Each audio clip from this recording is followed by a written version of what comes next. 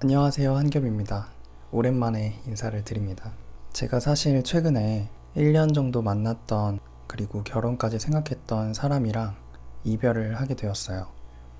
참 여러 가지 생각이 들고, 또 제가 계속해서 붙잡고 싶은 사람이라서 생각을 되게 많이 하고, 지난 1년간 만났던 과거들도 생각을 해보고, 제가 왜 후회가 되냐면, 왜 사람은 늘 비슷한 패턴을 가지잖아요. 익숙함에 속아서 소중한 걸 잃지 말자 라는 마음을 되새기지만, 정작 그 당시에는 내 현재 상황을 잘 인지하지 못하다 보니까 이 사람이 정말 나에게 정말 좋은 사람이라는 걸 헤어지고 나서야 알게 되는 것 같아요. 제가 30대 중반을 이제 향하고 있거든요. 그간 성인이 되고 나서부터 연애를 여러 번 경험을 했었는데, 지나고 보니 가장 후회되는 탑 1에 드는 사람이 가장 전 만남이었다는 걸 말할 수 있는 이유는, 크게 그 사람의 면모 세 가지로 좀 정리를 해보았어요. 여러분들도 만약 지금 만나고 있는 사람이 있거나 혹은 다시 붙잡고 싶은 사람이 있다면 이 면모에 드는지 저랑 한번 비교를 해보시면서, 물론 저의 개인적인, 지극히 주관적인, 놓치면 후회되는 사람의 면모이지만 그래도 어느 정도 참고해서 들어주시면 좋을 것 같습니다. 첫 번째로는요, 나를 온전하게 만들어주는 사람이었어요. 저는 결핍이 있어요. 남들보다 한 개는 특출나게 잘 해야 된다라는 강박, 그리고 제가 잘하는 걸로 하여금 돈을 많이 벌어서 우리 가족이든 혹은 미래에 내가 꾸릴 가정이든 든든한 버팀목이 되는 경제적 여건을 갖춰야만 안전한 가정을 꾸릴 수 있다라는 생각을 굉장히 지배적으로 갖고 있는 사람이에요. 그러다 보니까 돈의 결핍이 있는데, 전에 만났던 여자친구는 항상 저의 현재 상황의 경제적인 여건보다는 저의 잠재 가능성을 되게 많이 봐줬어요. 그러면서 오빠는 이런 걸 하면은 정말 잘 될 사람이야 라는 말을 무수히 많이 해주면서 돈의 결핍이 있는 저 자신을 되게 온전하게 만들어 줬었어요. 하지만 그 온전함에 속아, 익숙함에 속아 소중한 걸 잃게 되었지만, 그래도 나의 어떤 현재 상황이나 경제적인 여건 혹은 안정적인 심리 상태, 현재 내가 준비된 상황만 보고 조건만 보고 만나는 사람이 아니라 내 안에 있는 모습까지 바라봐 줄 수 있는 사람, 그러므로 하여금 그런 것들을 꺼집어내주고 얘기해주면서 나를 온전하게 만들어주는 사람이 정말 좋은 사람이지 않나, 그리고 정말 놓쳐서는 안 될 사람이지 않나 라는 생각이 듭니다. 그리고 두 번째로는 자기 삶의 패턴을 고집하지 않았던 사람이에요. 쉽게 예를 들어서 여자친구도 자신만의 삶이 있었고 저는 저의 삶이 있어요. 근데 둘 다 직장인이었으면 상관없겠지만 둘 다 자영업을 하는 사람으로서 언제 쉬고 언제 일을 하는지에 대한 패턴이 거의 없어요.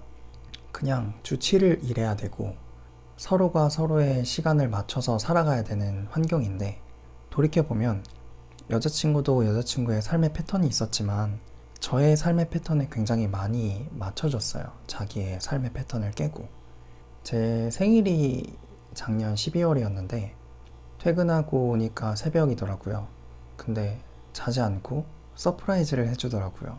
미역국에 제가 집에 자주 가지 못하니까 엄마 반찬이라도 먹었으면 좋겠다는 마음으로 자신의 어머니의 반찬을 가져와서 잡채랑, 그리고 갈비, 직접 만들었는지는 모르겠는데 뭐 밀키트를 썼는지는 아직 모르겠지만 되게 맛있었거든요, 갈비. 그리고 생일 케이크까지. 되게 정말 사소한 건데 분명히 자기도 좋은 거 먹고 싶고 좋은 곳에 가고 싶고 그럴 텐데, 그런 것들을 다 깨고 자기의 삶의 패턴도 깨고 온전히 저의 시간에 맞춰서 삶을 살아줬다는 게 돌이켜보니까 정말 고맙고 미안하더라고요. 그리고 마지막 세 번째로는 본인 일을 열심히 하는 사람을 정말 놓쳐서는 안 된다고 생각을 합니다. 이거는 저의 주관적인 생각이지만 본인의 일을 열심히 하지 않는 사람은 만나고 있는 상대방에게 기댈 가능성이 매우 높다고 생각을 해요. 본인은 본인의 일을 열심히 하면서 서로의 자리에서 온전히 바로 선 상태에서 그런 사람끼리 만나는 그런 관계. 저는 그게 정말 이상적이면서도 서로에게 너무 많이 기대지 않고 바라지 않고 자신의 것을 기꺼이 줄 수 있는 관계이지 않나라는 생각을 합니다. 어찌 보면 인간은 일에서의 행복도, 연인으로서의 행복도, 그리고 가족에서 비롯되는 행복도, 친구 관계에서 비롯되는 행복도 굉장히 밸런스 있는 삶을 살아야 된다고 생각을 합니다. 근데 이거를 영상을 찍고 지난 날을 돌이켜보니까 헤어지길 잘했다라는 사람들의 면모도 있었는데요. 짧게 얘기를 하자면 나를 더 이상 궁금해하지 않았던 사람은 헤어지길 잘했다고 생각을 합니다. 예를 들어서 만난 지 1년 혹은 3년, 길게는 10년까지 연애를 하는 사람들도 있을 거예요. 근데 그렇게 오래 만나다 보면 마치 상대방을 다 안다고 생각하는 그런 착각을 하게 됩니다. 그러다 보면 상대방을 더 궁금해하지 않고 그냥 뭐 그러겠지. 어떻게 사람을 1년, 10년 안에 파악을 해요.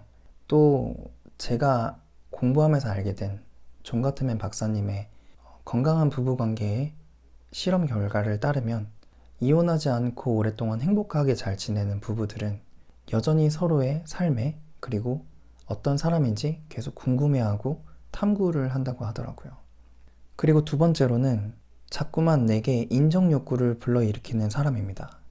이거는 마치 나를 자꾸 증명해 보여야 하는 관계인 거죠. 오빠가 월에 1,000만 원은 벌었으면 혹은 이런 따뜻한 사람이었으면 만났을 텐데 라는 그런 아쉬운 소리를 계속하면서 제가 잘못됐고 상대방이 내가 너라서 만나주는 거야 라는 그런 관계는 만날 땐 몰라요. 하지만 지나고 보니 이게 가스라이팅 관계였구나, 그리고 나를 자꾸만 해치는 관계였구나 라는 걸 알게 됩니다. 이런 거를 만나고 있는 순간에 알고 싶다면 정말 가까운 지인에게 한번 여러분들이 만나고 있는 상대방에 대해서 소개를 한번 해보세요. 그러면 정말 당신을 아끼는 사람이라면, 아끼는 친구라면 얘기해 줄 겁니다. 도망치라고. 빨리 떠나! 너가 더 아쉬운 사람이야. 너가 더 좋은 사람이야. 제발 정신 차려 친구야. 라는 사람을 만나고 있다면 헤어지는 게 맞지 않나 라는 생각을 조심스럽게 해봅니다. 그리고 마지막으로 고마워 대신 미안해 라는 말을 자꾸만 하는 사람은 좀 피하는 게 좋지 않나 라는 생각을 합니다. 이거는 여러 의미에서 해당될 수 있겠는데요. 사랑하기에만 해도 너무 부족하지 않나요, 시간이? 근데 미안해 라는 말이 반복되는 관계라면 고맙다는 말로도 부족한데, 그러면 옳지 않지 않나 라는 생각을 합니다. 오늘 제가 준비한 영상은 여기까지고요. 제 이별을 이거를 무기 삼아서 연민의 마음을 품으려는 건 아닙니다. 그냥 저도 이걸 기록하면서 나에게 고마웠던 사람은 소중히 계속 간직하고 싶고, 그리고 정말 기회가 된다면 그 사람을 다시 붙잡고 싶은 마음도 크고, 그리고 또 이별을 한 상황에서 그 사람을 다시 만나보고 싶은 사람이거나 혹은 지금 연애 중인 사람들에게 제가 말씀드린 이 면모가 공감이 된다면 꼭 붙잡았으면 하는 마음에 이렇게 조심스럽게나마 영상을 찍어봅니다. 그럼 여러분들 좋은 밤 되시고요. 저는 오늘 먼저 들어가 보겠습니다. 안녕히 계세요.